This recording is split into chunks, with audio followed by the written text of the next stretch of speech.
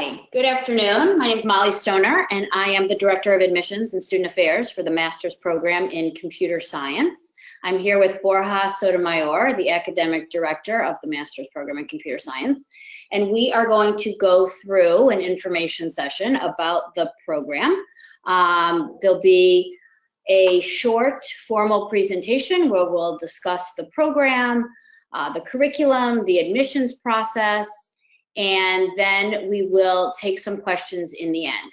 If you can see your system, there is a place to ask questions.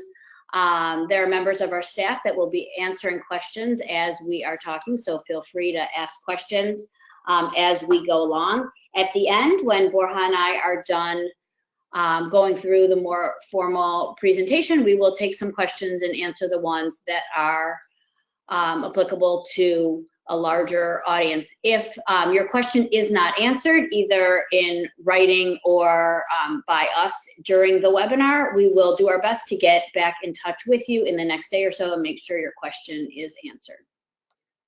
So let's get started. A little bit about the master's program in computer science. It is a master's in computer science degree from the University of Chicago. We provide cutting-edge technology skills in addition to a rigorous curriculum in theory, programming, and applications.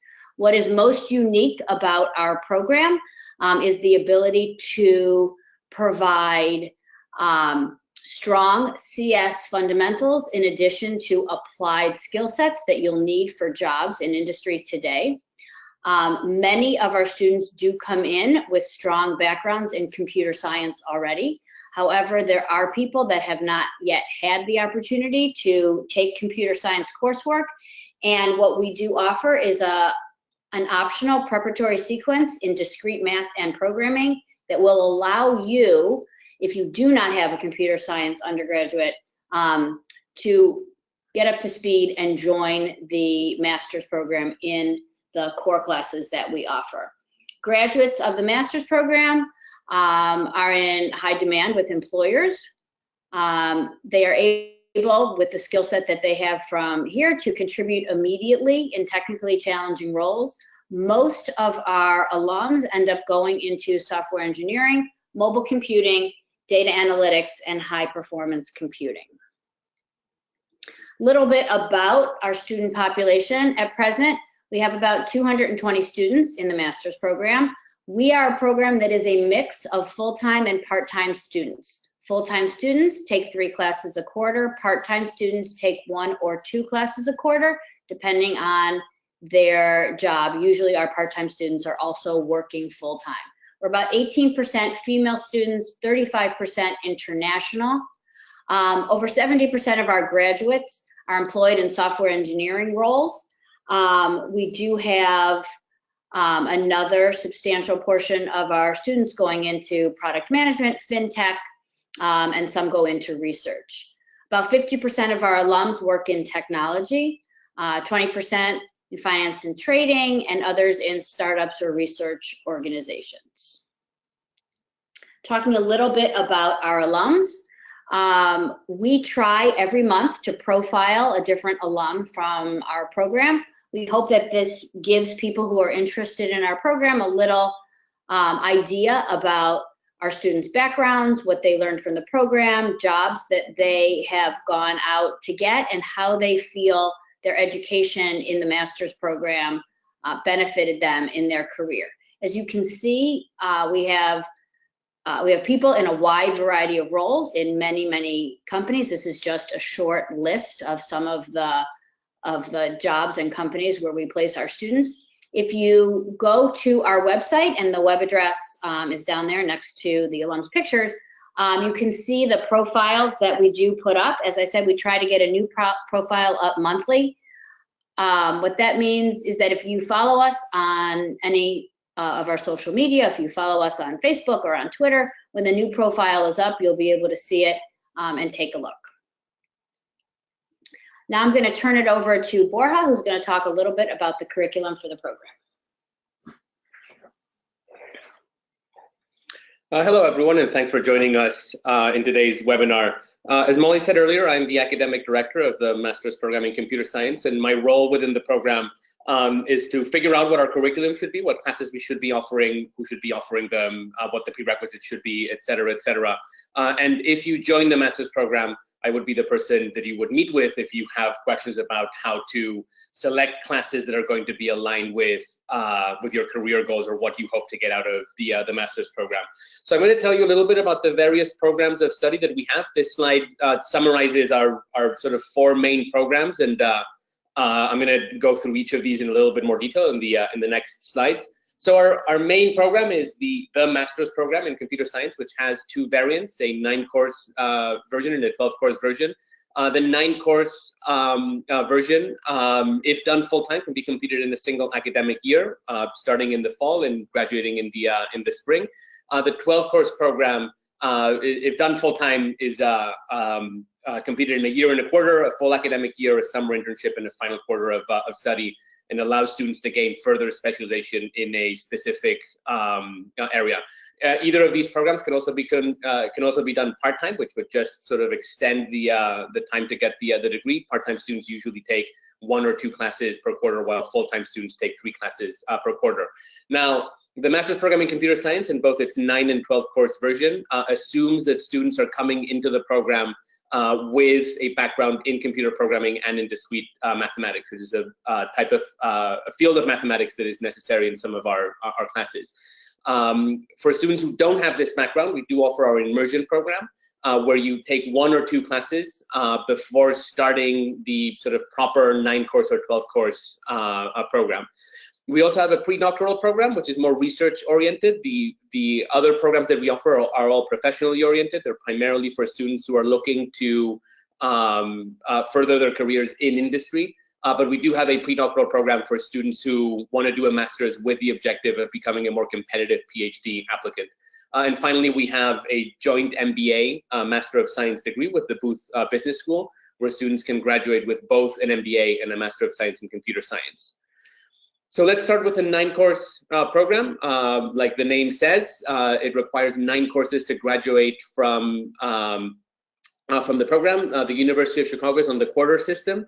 Again, if you're doing this part-time, doing this full-time, you're taking classes in the fall, winter, and spring, 3 classes per quarter, which means that you can complete the program in a single academic year. If you do it part-time, it does stretch out a little bit longer. Typically, the average time to complete it part-time is 15 months. Now, these 9 courses are divided into 2 categories, the core classes and the elective classes. The core classes are intended to provide you with a stronger foundation in computer science.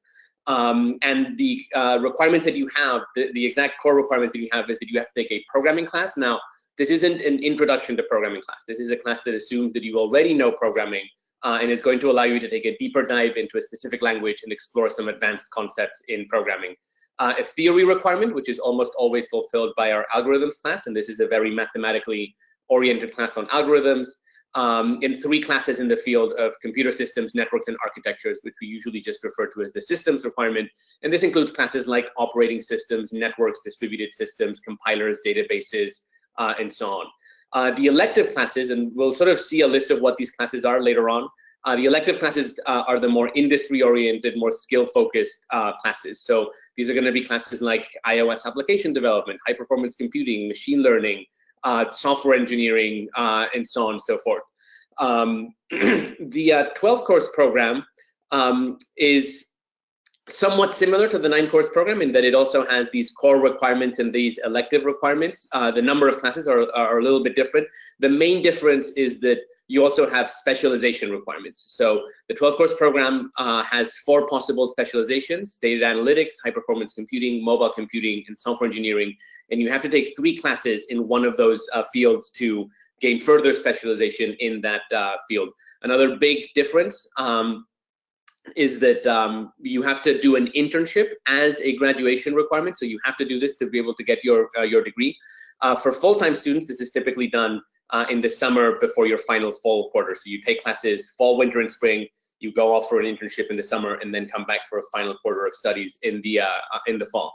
Now, while most students fulfill this requirement via a traditional summer internship, There are other ways of fulfilling this requirement. So for example, if you're someone who already works full-time and you're doing the program part-time, we're not going to make you quit your job to go do a summer internship. If you go to our website, we have a page dedicated to the internship requirement, and it sort of describes the various other ways in which you can fulfill this requirement. So part-time work on campus is one way. If you're working full-time at a company already, if they assign you to do some more technical work, that can also be used to fulfill your requirement. But again, the main differences in the 12 course program are that you have to do these specialization courses and that you have an internship requirement. This slide lists the core classes, which are in both the 9 and the 12 course program. I'm not going to go through all of them. What I mostly want to point out is how in the theory requirement, most of the students fulfill it via the algorithms requirement, because not that many students have taken a sort of rigorous mathematically oriented class on algorithms if we're coming here. But for those who do, we do offer an advanced algorithms class. The programming requirement tends to be divided into various different languages, so you can sort of gain further knowledge in a specific language. And in the systems requirement, that's where you have a little bit more of a choice in terms of how you fulfill that. As you can see, we offer a number of systems-oriented classes. This lists all our electives. I'm not going to go through each of them. I just sort of want you to see that we do have a lot of different electives that you can choose from. For students who are coming into the program who are unsure about where they're going to take their careers, this list of electives can be a little bit overwhelming. But as I said earlier, once you're in the program, there are resources like meeting with me to figure out, okay, well, if you have some specific career goals, what are the classes that maybe you definitely want to take to make sure that you're aligned with those career goals.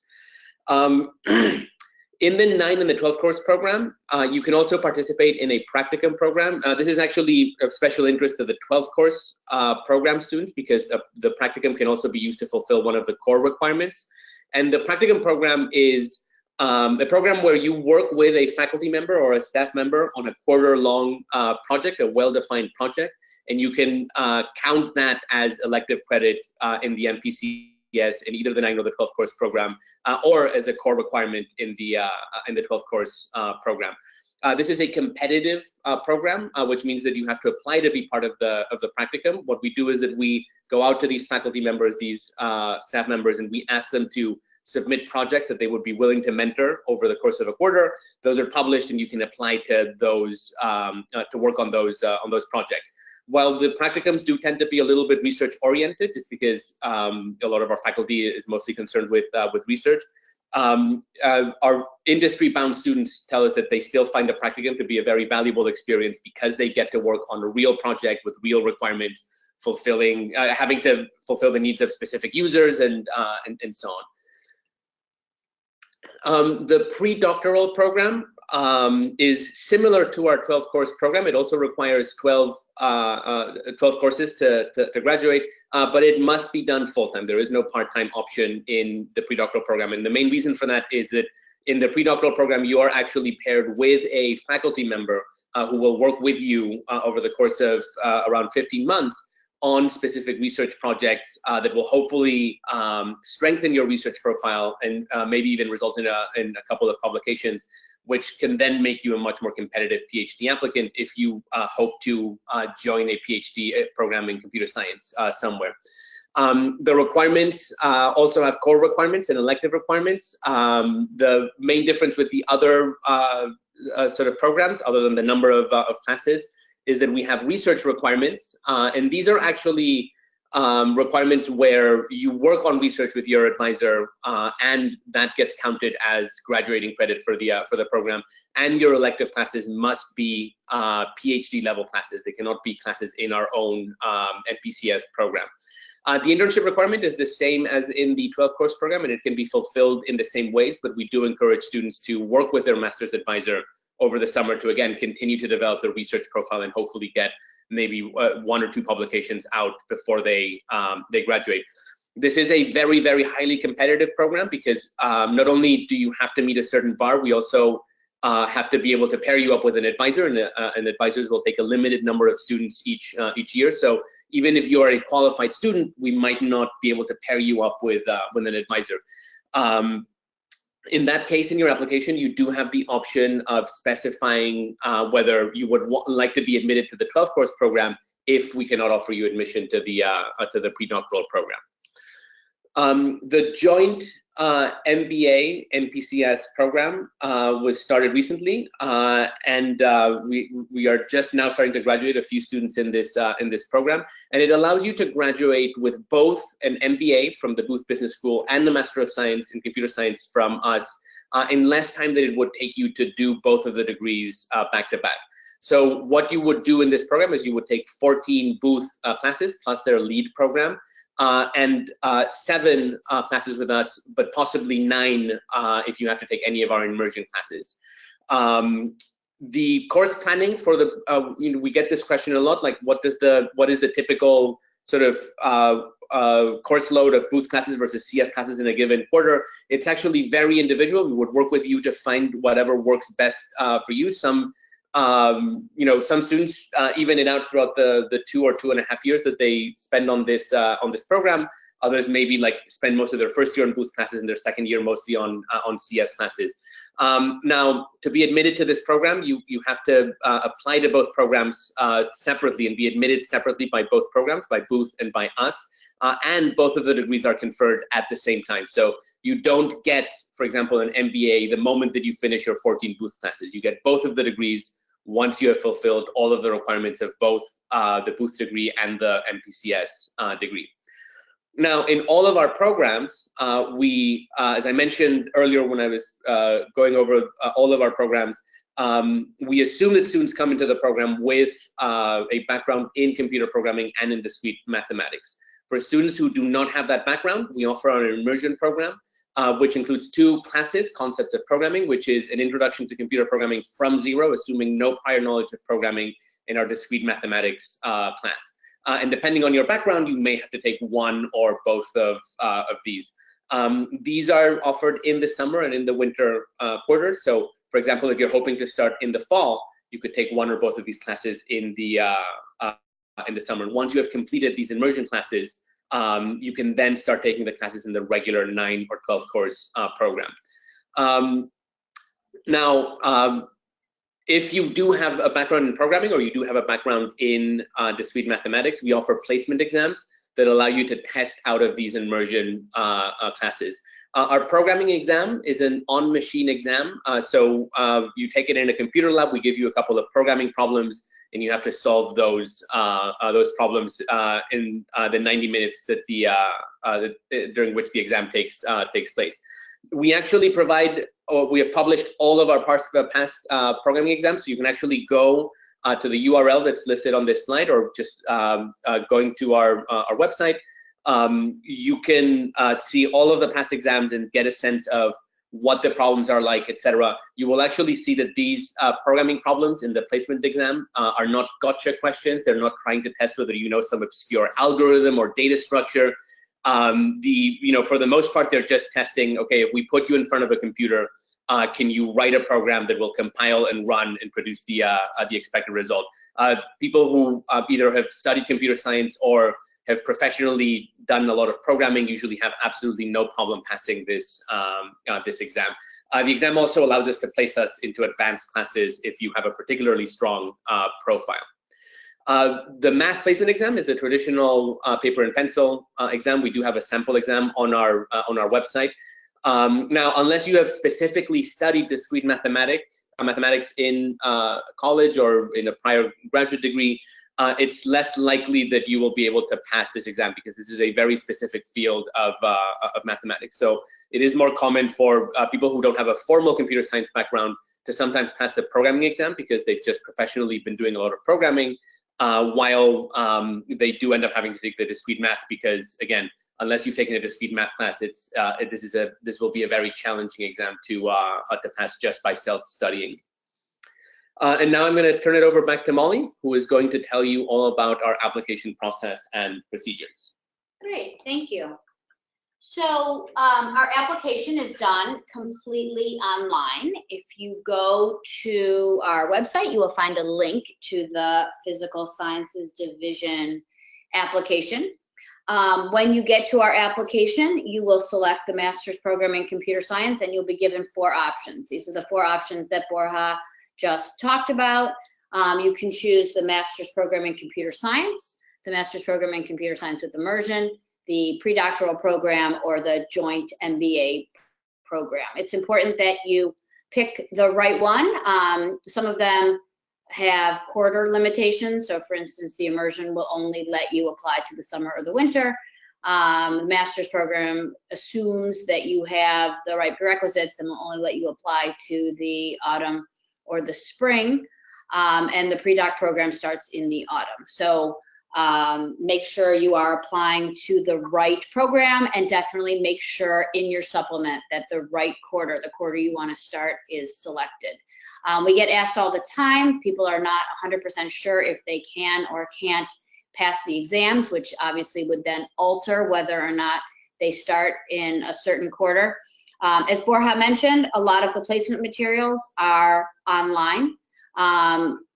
Definitely go through the online exams, and that should give you a little more indication on whether or not you will be able to pass them. But you will be able to change your application quarter if you move from immersion to, if you do pass the exams. But we do ask you for it in the application so that we know you are at least attempting to apply to the right quarter. We're going to ask you some essay questions, 2 or 3, depending on the supplement that you have. We are really just looking for why you're interested in this program and your short and long-term career goals.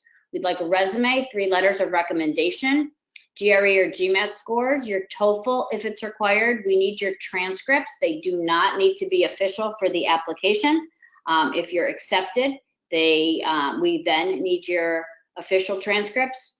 And as I was saying, you will need to select your quarter of entrance so we know you are planning to start with the quarter that matches your background. And there is an application fee of $90. So what do we look for in the application? For the most part, because not everybody coming into our program has an undergrad in computer science, we look for very strong evidence of quantitative and technical aptitude. We see this in your previous quantitative and technical courses. The more quantitative and technical coursework you have, it is easier for us to see how successful you have been. For those of you that are coming from a less quantitative background, we are going to be putting more emphasis on the GRE or GMAT scores. For the GRE or GMAT scores, while we do look at the total score, we pay specific attention to the quantitative percentile. So we really do look for quantitative percentiles above the 80th percent on the GRE and above the 70th percentile on the GMAT.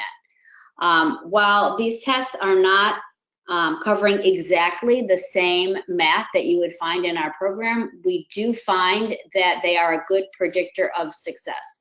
Students who score higher do have more of an aptitude for math and are then better able to handle the strong quantitative requirements that the program has. We also look for work experience. It is not essential, but obviously it is something that would enhance your application. As I mentioned, we're looking for your career goals in the essay questions, just to make sure that you are a match for the program, to make sure that you want to do something that we can offer. We do need 3 letters of recommendation. These letters can be academic, or they can be professional. For those of you that are closer to your undergraduate or to another academic program, it is certainly acceptable to put in letters of recommendation from professors. However, if you have been out working, professional letters of recommendation are equally as valued. Go over our deadlines a bit. If you're aiming for summer or autumn 2018, our round 2 deadline is coming up. Our round 2 deadline is April 6th. We will notify you of admission by April 27th, and then we would want a deposit by May 5th. Our round 1 decisions are out. If there is anyone on the call that got a round 1 decision, You have until April 15th to give us a decision. Round 3 is for U.S. citizens and permanent residents only. This is for people that want to start in the fall and do not need any visa processing paperwork, because that does take time, which is why we can't accept any applications from people that are not permanent residents or U.S. citizens. But if you are looking at round 3, deadline is August 1st. We will let you know mid-August with you letting us know if you'll be joining us at the end of August. The one thing I will say is that there's a long time between April 6th and August 1st. We do move after the round 2 deadlines. Once May 15th hits, we will move to a more rolling admissions over the summer. So if you do apply at some point in July, we will do our best to get you a decision well before that mid-August date.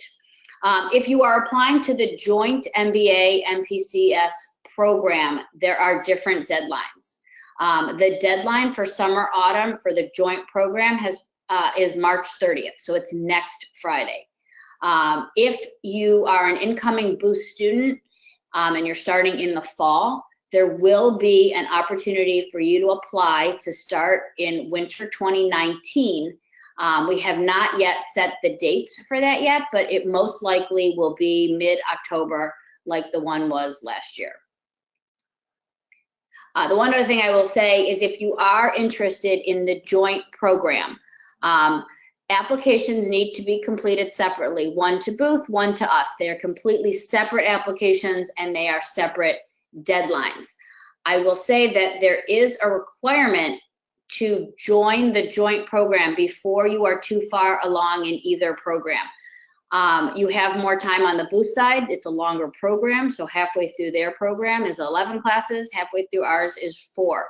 So what that means is that if you are applying to us and planning on starting our full-time program and you have any interest in doing the joint program, I would apply to Booth before you start with us. And that's the end of our formal presentation. We're going to go through the questions. I see there's quite a few of them here.